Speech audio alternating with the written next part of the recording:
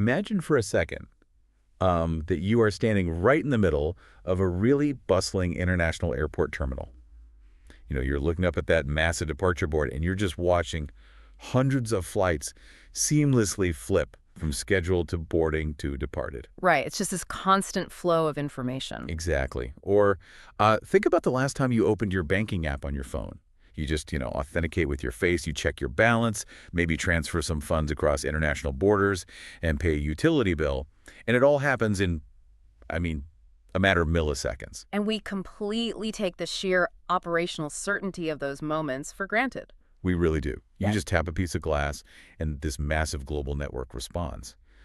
But beneath that glass screen, behind that departure board you're staring at, there's this sprawling, wildly complex digital backbone that essentially holds the entire modern global economy together. Yeah, it's the invisible plumbing of the world, basically. Right. So what actually happens behind the scenes when, say, an airline crew logs into their internal system to dynamically adjust flight schedules in the middle of a huge weather crisis? Or when a heavily regulated Tier 1 global bank processes millions of cross-border transactions every single hour without triggering some catastrophic compliance failure? It's a massive logistical tightrope. It is. And today, for you, the listener, we are pulling back the curtain on that invisible tech engine. Welcome to this custom-tailored deep dive. I'm really looking forward to this one. It's a critical layer of the modern world that, frankly, operates entirely in the shadows. This digital infrastructure powering daily global commerce is rarely something anyone thinks about until, a server goes down and suddenly all the planes are grounded. Exactly. When it breaks, it's headline news. But the companies architecting, maintaining, and defending that infrastructure, they are operating at a scale and a complexity that is genuinely staggering when you actually stop and look at the mechanics of it. And that brings us to the actual subject of today's deep dive. Yes, it does. Our mission today is to take a comprehensive, top-to-bottom look into one specific company that acts as a vital mechanic for this digital age. The company is Coforge Limited. Now look, I know a deep dive into an enterprise IT services and digital transformation company might sound like we're about to drown in spreadsheet readouts and dry financial jargon. It can definitely sound a bit dry on the surface. But I promise you, we are looking at a deeply strategic, fascinating business story here. We are breaking down Coforge's actual operating model, their market positioning, the existential risks they're facing right now, and their roadmap for scaling. We're going to translate all of that raw data into the real-world operational impact it has on the networks that you rely on every single day. And to help pull apart these complex technical and financial threads, that's where I come in. Exactly. I have our resident expert guide with me to help connect all these dots. When you look at the underlying mechanics of Coforge, you realize pretty quickly that this isn't just a story about code deployment or balance sheets. It's fundamentally a story about how colossal global enterprises, we're talking airlines, massive banks, huge healthcare networks, are desperately trying to drag themselves out of the era of brittle legacy computer systems. Right, those old mainframes from the 80s and 90s. Exactly. They're trying to move into the age of artificial intelligence, cloud architecture, and automated engineering. They are navigating this incredibly precarious transition, and they require highly specialized partners to actually execute that shift without breaking their core operations. And here is the fascinating contradiction that sits right at the very heart of this entire analysis. It's the big tease, really. We're looking at a mid-tier Indian IT company. By the standards of the massive global enterprise tech industry, their market penetration is mathematically tiny. We're talking about a fraction of a single % of the total addressable market. A microscopic slice, really. Yet somehow, this specific company has managed to build a near-unbreakable 10-year defensive moat around some of the absolute largest banks and airlines on the planet. How does a company secure implementation contracts with massive global institutions and just keep them locked in year after year, decade after decade, when they're constantly surrounded by competitors that are 5 or 10 times their size? That is the ultimate strategic puzzle we need to solve today. So let's start right at the foundation. Let's define this invisible tech engine. What exactly is Coforge Engineering and who is actually buying it? To accurately frame Coforge, it really helps to separate them from the hardware side of the technology sector. They aren't manufacturing silicon, they aren't building server racks, and they certainly aren't selling consumer devices. Right, they don't sell boxes. Exactly. Coforge provides highly specialized IT services and digital transformation engineering. This encompasses complex systems consulting, large-scale project implementation, and the ongoing managed support required for cloud computing environments, cybersecurity perimeters, advanced data analytics, and increasingly, the integration of enterprise-grade AI. They are essentially selling deep technical capability and human engineering expertise. They are the architects and the maintenance crew for the enterprise digital world, and the sheer logistical footprint required to deliver this model is just immense. They're currently operating with a workforce of over 35,000 employees. And those aren't just call center workers. These are highly trained engineers and consultants. Right, and they aren't centralized in some single massive corporate campus either. They are distributed across 30 global delivery centers, spanning 23 different countries. Just managing that kind of distributed intellectual capital requires a highly optimized operational machine. It's a massive coordination effort, but it's entirely necessary when you analyze their client roster. They're actively engaged with over 260 global clients, and the buyers here are massive, complex corporations. Give me some examples just to anchor this in reality for the listener. Sure. We are looking at entities like British Airways, ING Group, SCI Investments, Sabre, SETA, and VHC Health.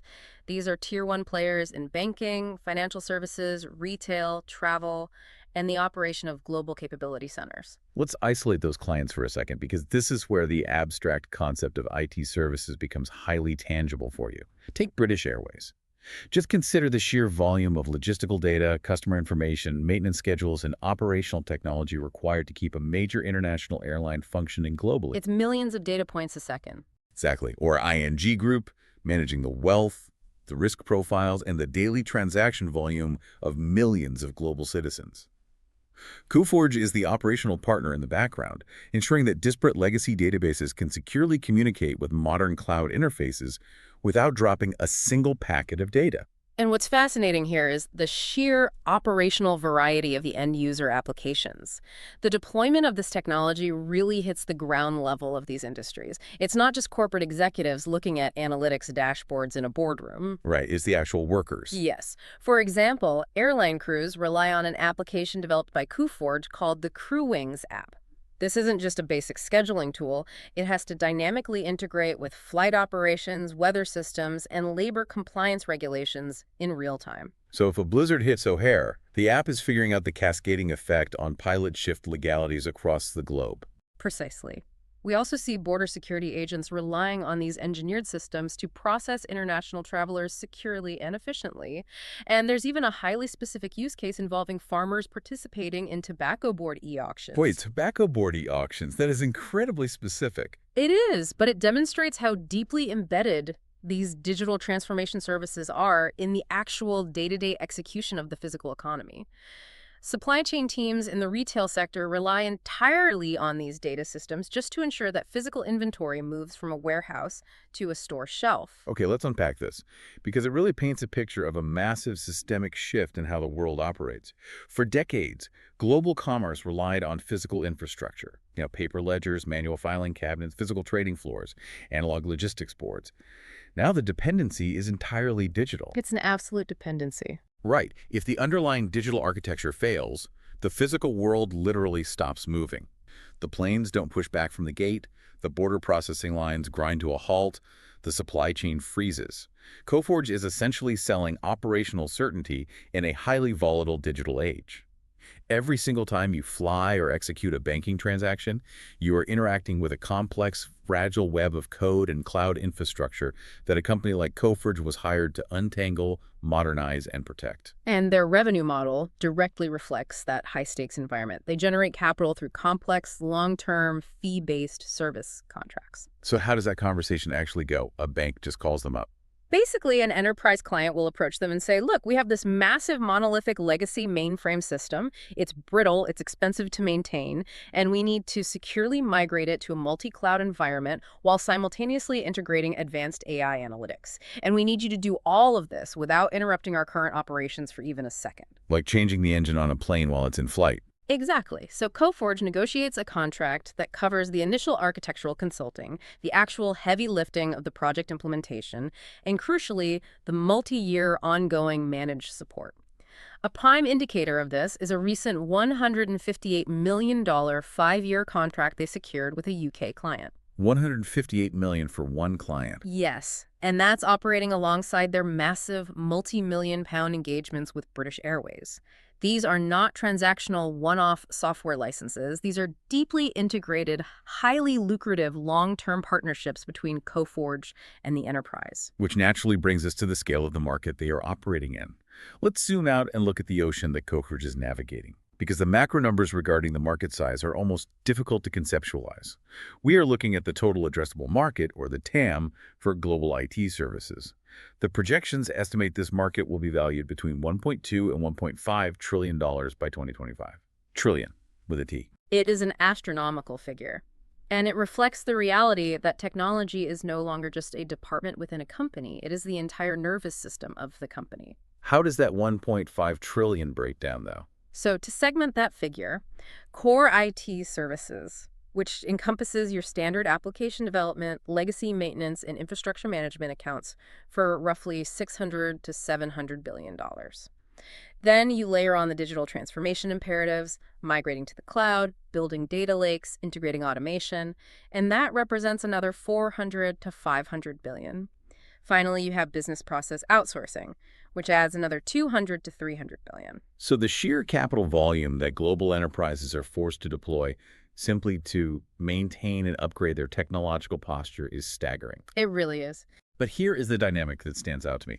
We have this $1.5 trillion ocean of capital, and Coforge, despite deploying 35,000 engineers and managing mission-critical systems for massive entities like ING and British Airways, is currently generating around $1 to $1.5 billion in annual revenue. Right. So if you run the math on that, Coforge is servicing a microscopic fraction of the total market.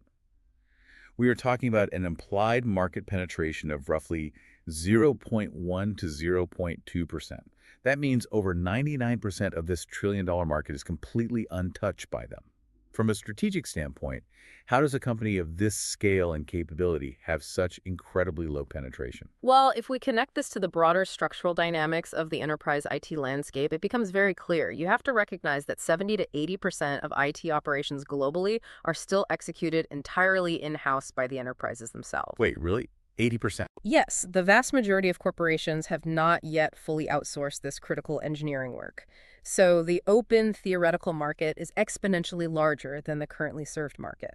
And even within the specific pool of work that is actively outsourced globally, the entire Indian IT export sector collectively captures only about 10 to 15% of those offshoreable services. That's wild. So even the entire Indian IT services sector, which is globally recognized as the dominant force in this kind of remote engineering and development work, is only capturing a relatively small slice of the overall pie. Precisely. And within that specific Indian IT slice, the landscape is dominated by the absolute behemoths of the industry. You have companies like TCS, Infosys, and HCL Tech. Those giants command market shares that are 2 to 3 times larger than a mid-tier player like Coforge. So Coforge is very much the underdog in terms of scale. They are operating strictly at a mid-cap scale.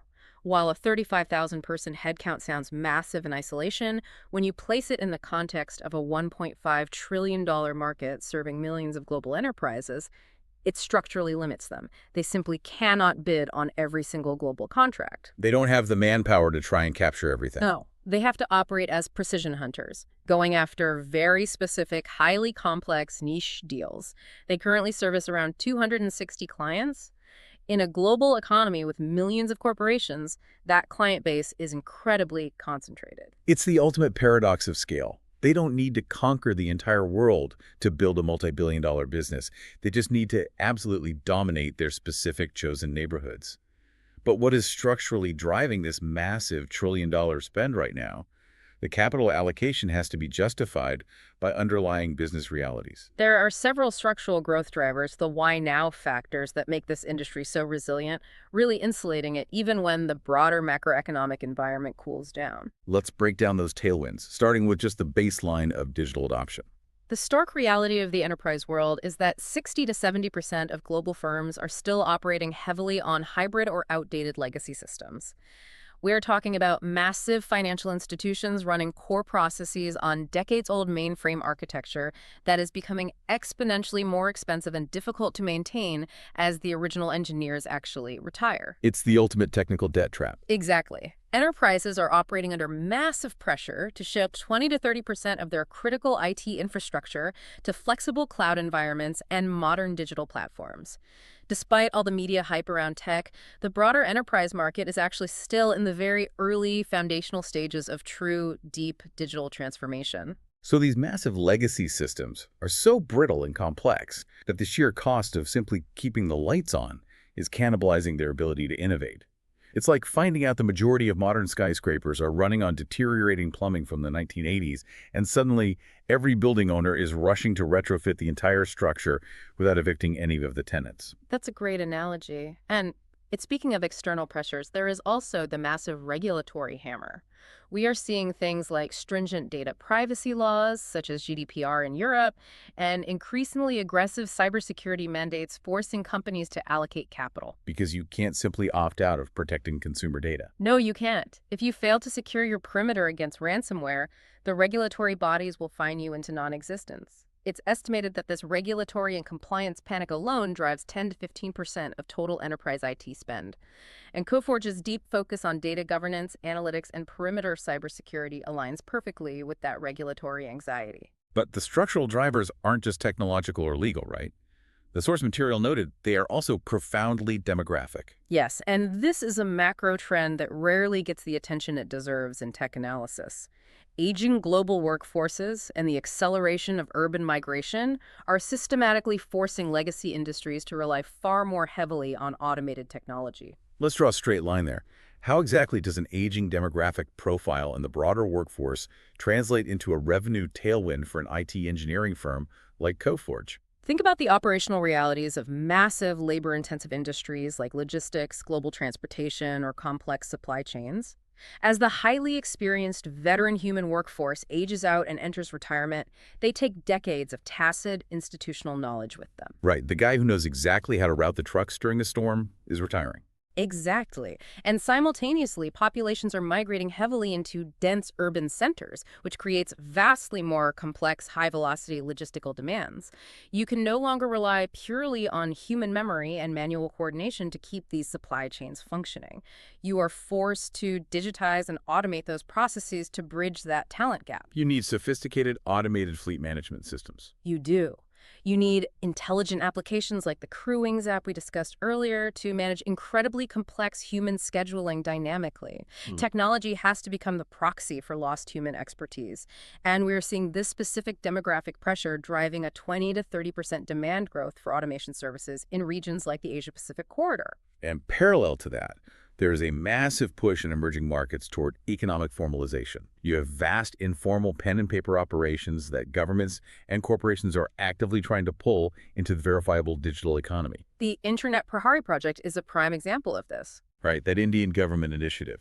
It's aimed at formalizing 10 to 20% of previously informal manual operations through secure IT infrastructure. When you aggregate all of these structural drivers, the crushing weight of legacy technical debt, the unforgiving legal and compliance mandates, the shifting global demographics, and the aggressive formalization of emerging economies, you realize that this $1.5 trillion TAM isn't just a static pool of theoretical capital. It is a highly pressurized, rushing river of mandatory corporate spending. It raises an incredibly compelling point from a strategic and investment perspective. What are the operational dynamics of existing in a market so unfathomably large that you never actually have to achieve market dominance to be wildly successful? Right. Coforge does not need to beat TCS, Accenture, or IBM in every single competitive bid. Not at all. They simply need to flawlessly execute on their 0.1% sliver of the market, slowly and methodically expand their footprint in their chosen niches, specifically travel and banking, and just let the structural tailwinds carry their growth. Their microscopic market share isn't a vulnerability. It is a mathematical testament to how much sheer runway they have left to scale simply by acquiring a tiny handful of the millions of untouched enterprises operating globally. Which brings us to what I consider the absolute most mind-blowing data point in this entire analysis. If you are operating a multi-billion-dollar business with only 260 highly concentrated clients in a world of millions of enterprises, you absolutely have to hold on to those clients with an iron grip. You can't afford a leaky bucket. Exactly. And Coforge does exactly that. Let's transition to the stickiness factor. How does Coforge actually win these massive skeptical enterprise clients? And more importantly, how do they dig a defensive moat so deep that nobody ever leaves? Because the operational metrics here are almost difficult to believe. In the first quarter of their 2025 fiscal year, Q1 FY25, they reported a 96.5% repeat business rate. It's an incredible I number. really want to isolate that for you. 96.5%. In a highly competitive, cutthroat global tech procurement environment where CIOs are constantly pressured to cut vendor costs, almost every single one of their clients decides not only to stay with them, but to continually renew and expand their contracts. It is an extraordinary retention metric that completely defies the typical churn rates seen in enterprise IT. And the picture gets even more impressive when you analyze client longevity. The average engagement tenure for their top 10 enterprise clients is over 10 years. 10 years. In the hyper-accelerated world of enterprise technology, a decade is multiple eras. Systems become obsolete in 3 years, yet these clients remain tethered to Coforge. They also maintain a Net Promoter Score, or NPS, of 63%, which in B2B IT services indicates an exceptionally high level of executive satisfaction and a really strong willingness to serve as referenceable case studies for new bids. Okay, but I have to play devil's advocate here. Let's look at this rationally. If I am the CIO of a major Tier 1 bank and a massive aggressive competitor approaches me and says, look, we can manage your entire cloud infrastructure and legacy maintenance for 30% less than what Coforge is currently billing you, why on earth wouldn't I take that deal? In an environment where everyone is ruthlessly cutting costs, why is there such an impenetrable lock-in? Does this moat really hold up against aggressive price undercutting? That is the crucial question, and the answer lies entirely in the concept of switching costs. This is the absolute bedrock of Coforge's competitive advantage, particularly in the banking, financial services, and insurance sector, or BFSI. You have to deeply understand the nature of the critical systems Coforge is architecting and maintaining. Okay, walk me through it. If you are the operational head of ING Group or SEI Investments, your core transaction banking system is the central nervous system of your entire global institution. The operational risk of that system failing, crashing, or suffering a data breach during a vendor transition is catastrophic. We are not talking about a temporary inconvenience. We are talking about billions of dollars in blocked international transactions, massive immediate regulatory fines from central banks, and permanent, irreparable damage to institutional consumer trust. So deciding to rip out Coforge just to save 20 or 30% on vendor billing is the operational equivalent of deciding to replace the foundational concrete of your skyscraper while the building is fully occupied, simply because another contractor offered a slight discount on cement. That's exactly it. The existential risk of the entire structure collapsing vastly outweighs the marginal financial savings on the balance sheet. Exactly. Building the level of deep institutional trust required for a bank to hand over the administrative keys to its most sensitive, mission-critical digital infrastructure takes a decade of flawless execution to establish. It is simply not a dynamic that a newer, cheaper, or even a larger entrant can replicate quickly.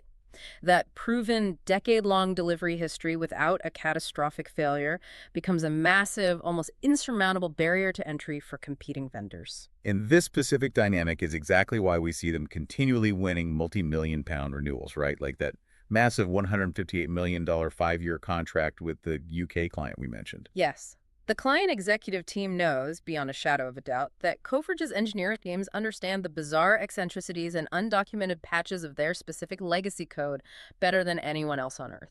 And it isn't just the banking sector where this deep moat exists. We see this intense domain expertise replicated in the travel and transportation sectors as well. They recently secured a major industry accolade, the 2026 ServiceNow Partner Award for CRM expertise, specifically tailored for the travel sector. Which proves they aren't positioning themselves as generic, one-size-fits-all IT guys. Exactly. They deeply, fundamentally understand the operational physics of the travel business.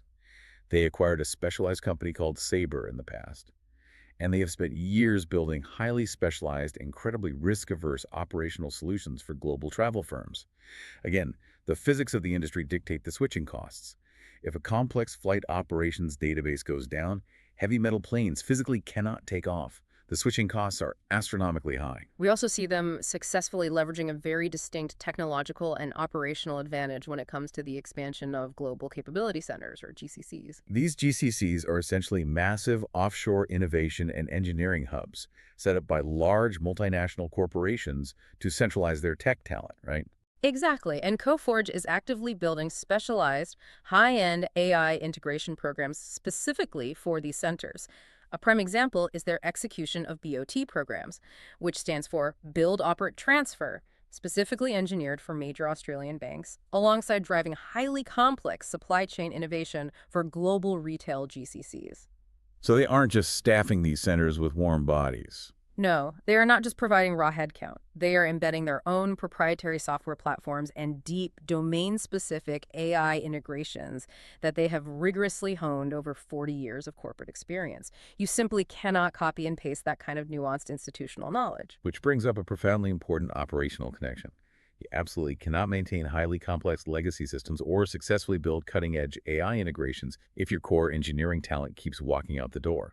Employee turnover is a notoriously massive issue in the global tech industry, but Coforge manages to maintain an incredibly low employee attrition rate around 11.3 to 11.5%. Which is drastically below the standard industry norms, where you often see churn rates of 20 to 25% in offshore IT hubs. Think about the mechanics of that 10-year client retention. If you have an enterprise client for a decade, and the exact same senior engineers are architecting that client's account year after year, the institutional memory remains perfectly intact. There is no knowledge drain. Keeping the demanding enterprise clients happy, absolutely, fundamentally requires keeping the engineering talent happy. That low 11.5% attrition rate isn't just a nice HR metric.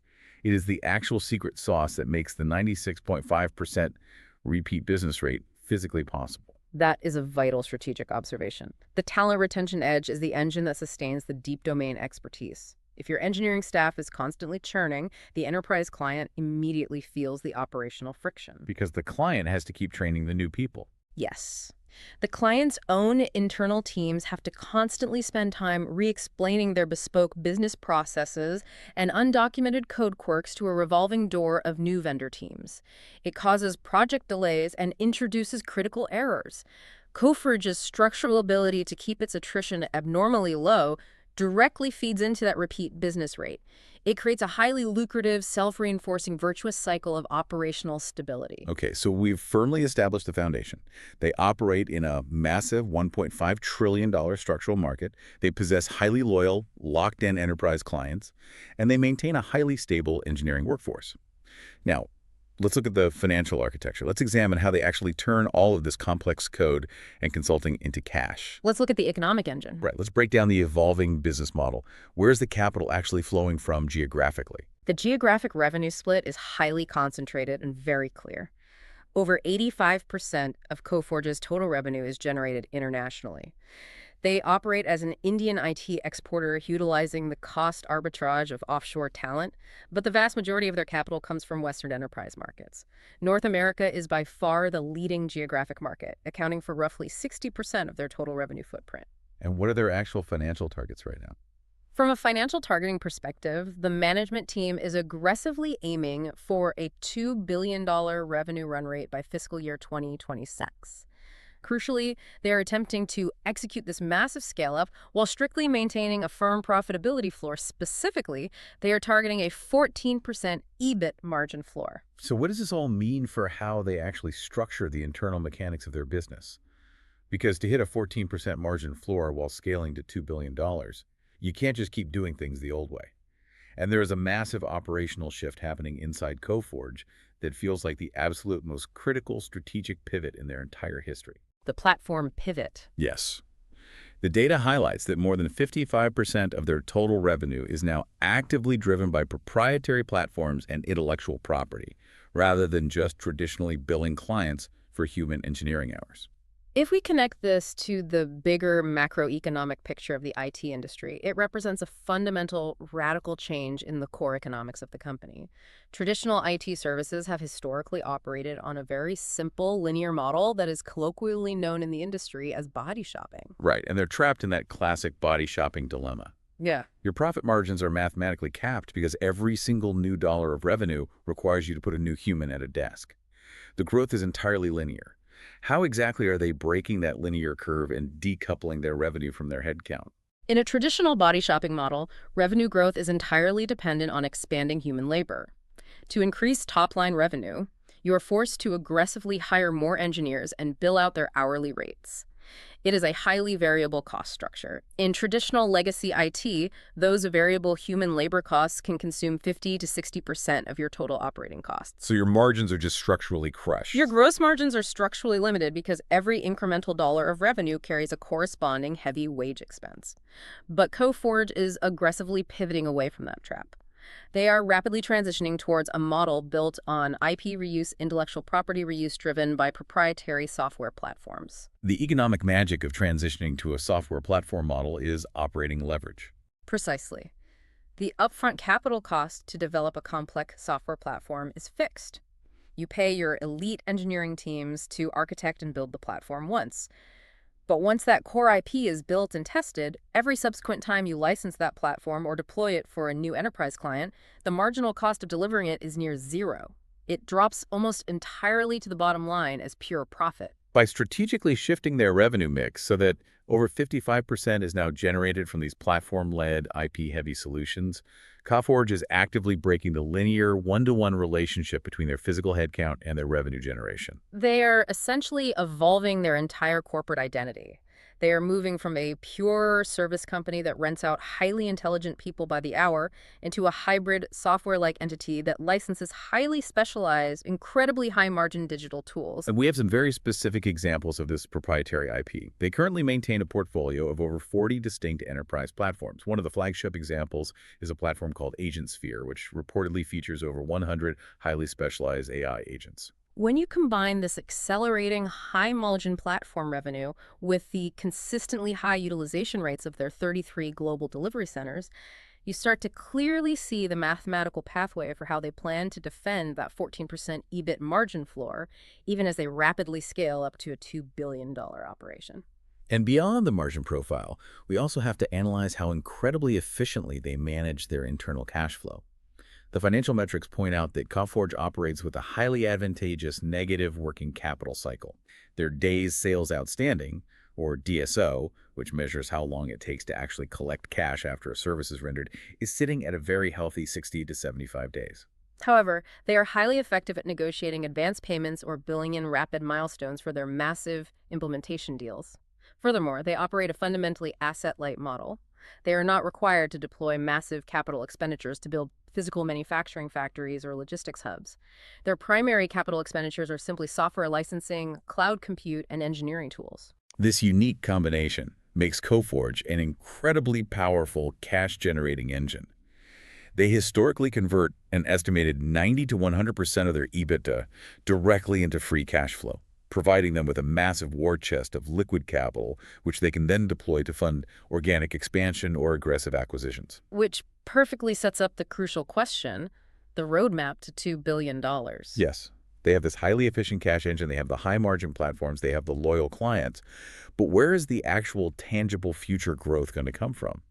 Because the enterprise tech landscape is shifting rapidly, and what worked in 2020 isn't going to work in 2028. The primary growth vector, unequivocally, is the aggressive operational shift toward artificial intelligence and advanced digital engineering. Coforge is leaning entirely into its proprietary AI and complex data platforms to secure a future pipeline. They have developed an arsenal of specialized platforms for this exact purpose: ForgeX, EvolveOps.ai, Blue Swan, Quasar, and Data Cosmos. That's quite the lineup. The executive management team firmly believes that deploying these specific AI-driven platforms is the only way to successfully secure the massive, highly complex $100 million plus digital transformation deals moving forward. Here's where it gets really interesting, because we need to separate the reality from the marketing noise. We hear the term AI thrown around as a meaningless buzzword constantly. Every legacy company slaps AI on their press releases in a desperate attempt to boost their stock multiples. It's everywhere right now. It is. But we actually have details on real, functional, deployed use cases where Coforge is moving entirely past the hype cycle and utilizing AI to solve very specific, highly complex enterprise bottlenecks. Yes, this is where the execution separates them from the noise. For example, Coforge is successfully deploying sophisticated AI architecture to generate complex narrative summaries for massive U.S. retail clients. Consider the sheer operational complexity of a Tier 1 retail chain. They're trying to manually parse through millions of lines of disparate inventory, logistics, and point-of-sale data across thousands of locations. Traditional reporting dashboards fail to synthesize that volume of data into actionable insights quickly enough. Coforge's AI platforms are designed to ingest that massive data lake and automatically generate highly coherent, strategically actionable narrative reports directly for the supply chain executive teams. And there is another highly specific use case in the BFSI sector. They have built a product querier specifically engineered for complex financial services. This tool allows senior banking executives and compliance officers to use natural language to instantly query and analyze incredibly dense, highly regulated financial products and evolving compliance mandates. These are not speculative R&D science projects running in a sandbox. These are fully deployed, highly secure operational solutions that are actively driving high-margin revenue today. And to fuel this massive pivot toward AI and digital engineering, they are executing a highly aggressive strategy regarding engineering capacity and mergers and acquisitions. It creates a stark contrast with the broader macroeconomic environment. Right. While the massive tech titans of Silicon Valley have spent the last 2 years making headlines for brutal, large-scale layoffs, citing economic headwinds, and the need for operational efficiency, Coforge is moving aggressively in the exact opposite direction. The internal data shows they actually added a net of 445 new engineering heads in the third quarter of fiscal year 2026. They are actively scooping up elite engineering talent while the rest of the industry is frantically shedding it. But the real structural headline here is their M&A activity. They recently executed a massive acquisition, purchasing a digital engineering firm called Encora for an astounding $2.39 billion in 2025. Hold on, we really need to pause and analyze that. Digesting a $2.39 billion acquisition is a monumental strategic bet that is a massive operational tightrope. Achieving a 14% margin floor while simultaneously trying to integrate a multi-billion-dollar entity like Encora, that sounds mathematically highly improbable unless they have a flawless integration playbook. It is a massive risk, but the CEO has explicitly highlighted that successfully integrating Encora is the linchpin of their strategy to create a $2 billion operational core focused exclusively on high-end data, cloud architecture, and AI engineering. Encora brings deep, specialized capabilities in product engineering that Coforge lacked natively. And investors are somewhat confident because Coforge has successfully executed this exact playbook before, albeit on a slightly smaller scale, right? Yes, they previously acquired a company called SLK Global Solutions. The SLK acquisition proved that Coforge's management could successfully acquire a complex firm, retain its critical executive leadership, deeply integrate its operations without triggering a mass exodus of talent, and massively expand their capabilities in data analytics and digital engineering within the banking sector. They're essentially betting the company that they can repeat the SLK integration playbook with Encora. Exactly. And they are also aggressively expanding their geographic footprint. We established that they currently rely heavily on North America, which provides 60% of their revenue, but their strategic roadmap shows a rapid, aggressive push into other territories. They're deeply penetrating the EMEA region, Europe, the Middle East, and Africa. This strategy is clearly validated by that massive $158 million UK operational deal, which is structured to accrue evenly over 5 years starting in April 2026, providing incredible revenue visibility. They are also experiencing explosive hypergrowth in their rest of world category, which grew by an astonishing 81.2% year over year. They are aggressively leveraging deep strategic partnerships, like their complex integration work with VHC Health in the U.S. healthcare sector, and the highly successful BOT programs in the Australian banking sector to pry open entirely new geographic territories. However, executing this highly aggressive multi-front roadmap introduces significant, potentially existential execution risk, which serves as a perfect transition into analyzing their vulnerabilities. Right, the things that could go wrong. The Encora integration is absolutely the massive elephant in the boardroom. They're attempting to seamlessly absorb a massive, disparate engineering workforce. As we discussed at length, the absolute core of Coforge's historical success, the engine of their profitability, is their incredibly low 11.5% attrition rate and their deeply ingrained, highly stable culture of deep domain expertise. Can a management team successfully integrate a $2.39 billion external acquisition, merge thousands of new, culturally distinct engineers into their proprietary systems, without completely shattering the delicate cultural magic that keeps their attrition historically low? That is the multi-billion-dollar question that will define their next 5 years. If the newly acquired Encora engineers clash culturally with the old guard of Coforge, or if the back-office integration is clumsy and the Tier 1 enterprise clients begin to feel operational friction, that pristine 96.5% repeat business rate could immediately begin to crack. It's a massive, incredibly precarious operational plate-spinning act. And that leads us directly into the broader vulnerabilities. We've spent significant time detailing exactly how strong and deep their competitive moat is, but every fortress has structural weak points. Let's look at what actually keeps the C-suite up at night in cold sweats. When you synthesize the structural risks, four key areas of extreme vulnerability emerge. The first is, naturally, the intensifying reality of global competition. While Coforge possesses incredibly sticky client relationships, they are swimming in an ocean filled with apex predators. Massive rivals like TCS, Infosys, Wipro, and global giants like Accenture are constantly, aggressively vying for these exact same massive enterprise digital transformation deals. The specific acute risk here is losing large, lucrative deal pipelines to significantly lower-cost offshore rivals. Right. While Coforge's executive clients highly value operational stability, if a severe macroeconomic crunch forces a bank CIO to aggressively, ruthlessly slash operating costs, a cheaper Tier 2 rival could significantly undercut Coforge on price during a critical renewal cycle. Exactly. It's the classic brutal race to the bottom in IT services. I hear you on the 10-year client retention and the catastrophic risks of a core banking failure, but let's be realistic. We have seen enterprise loyalty vanish instantly in the tech sector when a massive recession hits. Even with astronomically high switching costs, every single enterprise client has a mathematical breaking point where the vendor discount being offered is simply too massive for the CFO to ignore. And there is another highly complex geopolitical angle to this competitive threat. We are seeing the rise of the nearshore provider risk. What exactly is the dynamic driving that shift? This geopolitical shift is often referred to broadly as the China plus one strategy, though in the context of IT services, it applies directly to supply chain and operational resilience.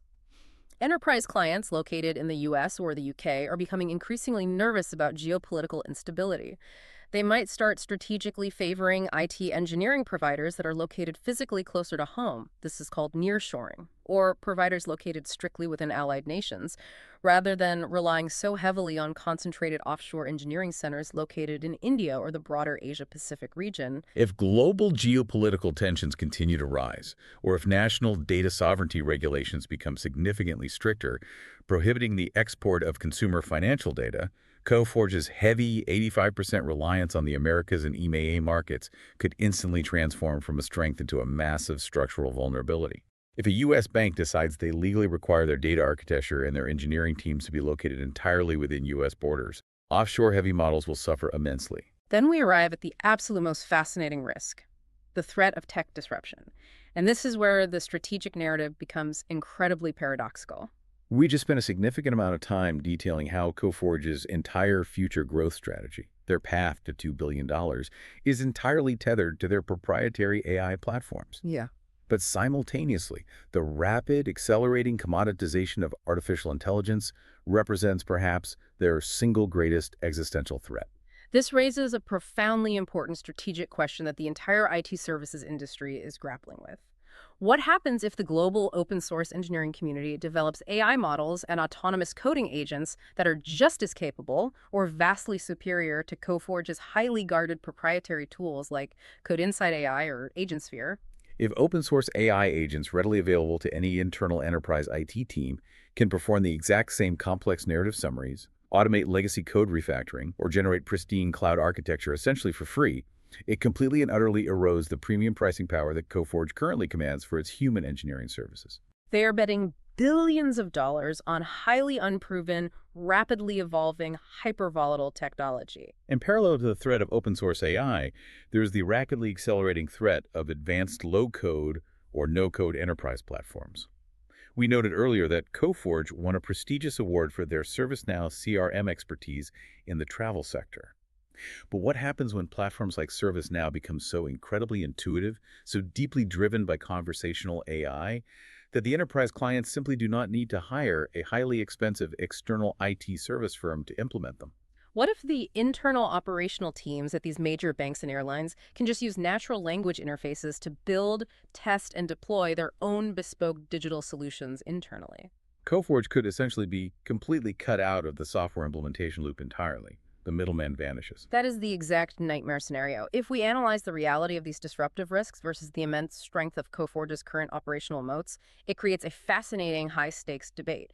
Are they fundamentally building the highly efficient tools of their own eventual destruction? By meticulously teaching their enterprise clients legacy systems to become highly autonomous, intelligent, and self-healing, are they slowly, methodically eliminating the operational need for their own 35,000-person human workforce? No, it is crucial to note that these specific disruptive risks have not yet materialized at scale. The incredible depth of their domain knowledge, their 40 years of battle-tested enterprise experience, and the sheer paralyzing terror that client CIOs have of accidentally breaking their core revenue systems act as a massive, highly effective buffer. Currently, their proprietary platforms preempt disruption because massive enterprise clients fundamentally want a highly capitalized vendor to hold legally accountable to choke if something goes catastrophically wrong. They absolutely do not want to rely on an open-source GitHub repository to manage their core transaction banking. But make no mistake, the long-term existential threat of AI commoditization is absolutely real. We also have to factor in standard, brutal business cyclicality. A severe global economic downturn could cause the BFSI sector, banking, financial services, and insurance, which is Coforge's bread and butter, to completely freeze their discretionary tech budgets overnight.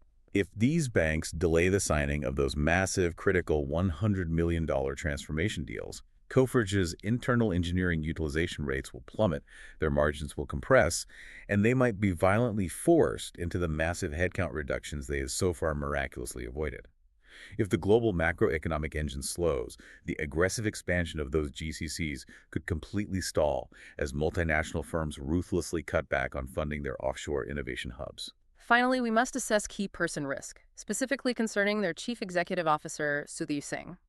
While the overall institutional risk is generally rated as low due to the presence of a highly diverse, experienced leadership team and a strong independent board directed by Chairman Prakash Putt, Singh has undeniably been the primary architect of this highly aggressive, platform-driven AI and GCC strategy for over 8.5 years. His specific narrative of disciplined, long-term value creation has clearly resonated deeply with both institutional investors and highly skeptical enterprise clients. If he were to depart the company unexpectedly, it could cause significant strategic turbulence, a potential re-rating of the stock, especially given how heavily complex client trust relies on stable, decade-long relationships at the absolute highest executive levels. Speaking of the CEO, let's look at the actual mathematical scorecard he has delivered to the market. Let's move from strategy to pure execution. The final section of our analysis details their most recent financial performance, and the numbers are, quite frankly, staggering given the broader market context. As of the end of the third quarter of fiscal year 2026, which concluded on December 31st, 2025, Coforge hit $478.2 million in quarterly revenue. That represents a massive 28.5% year-over-year growth rate in Indian rupee terms.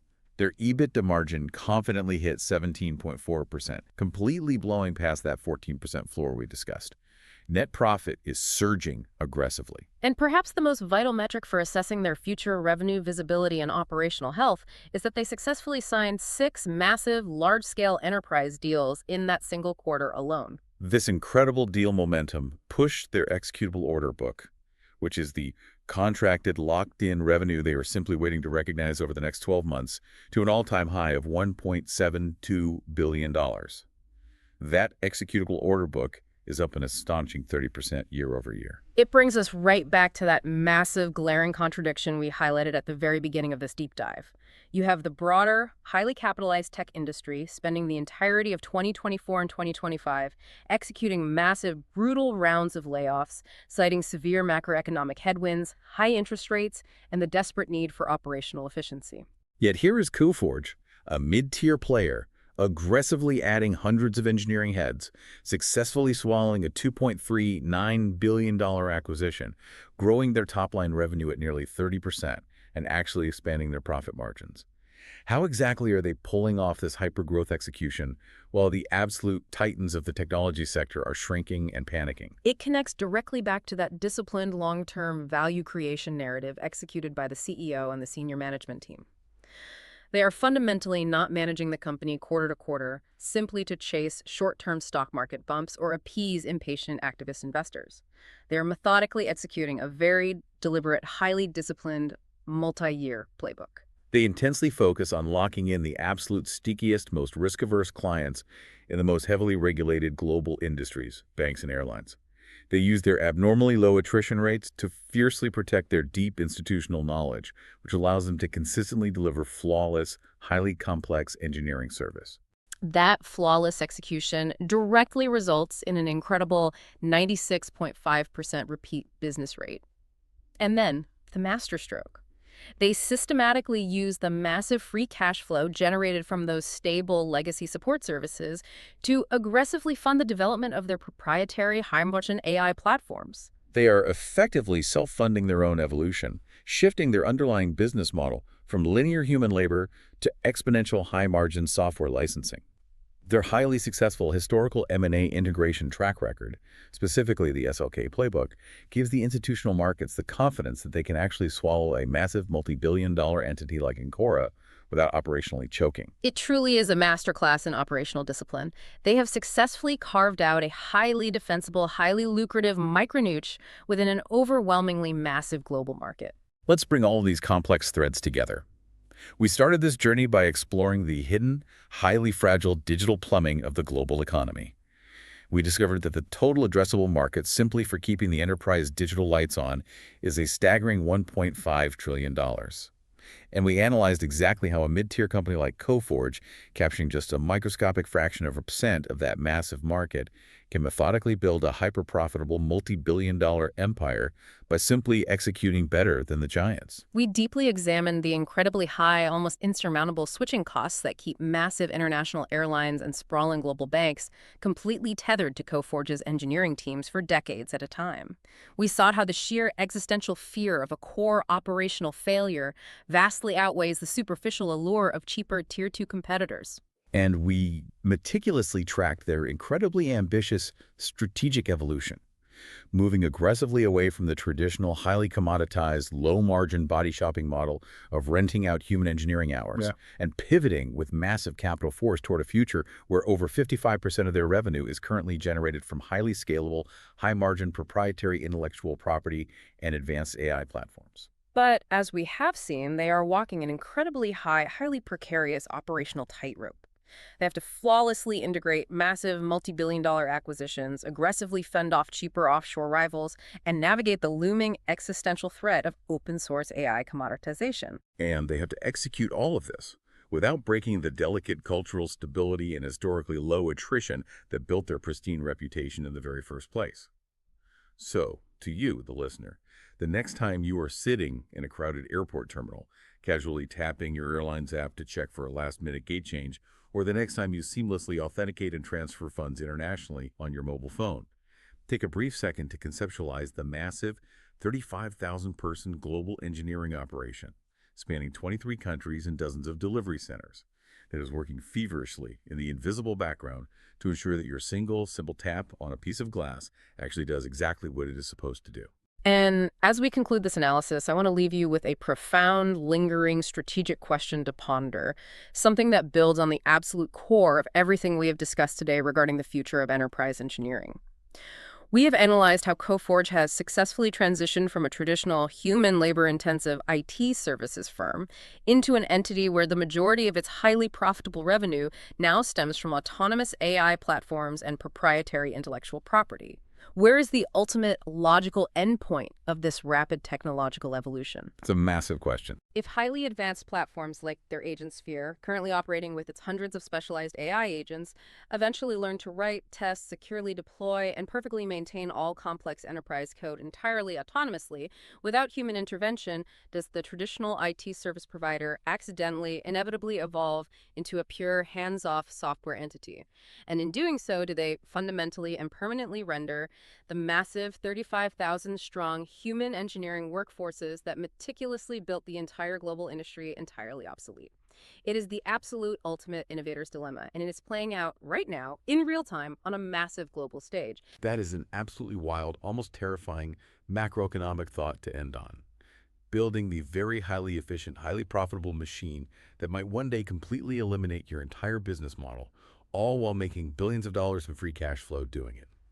Thank you so much for joining us on this deep dive into the invisible, hyper-complex engine of the digital enterprise world. We hope this custom-tailored journey has given you a completely new, highly analytical perspective on the vital technology infrastructure you rely on every single day. Until next time, stay curious.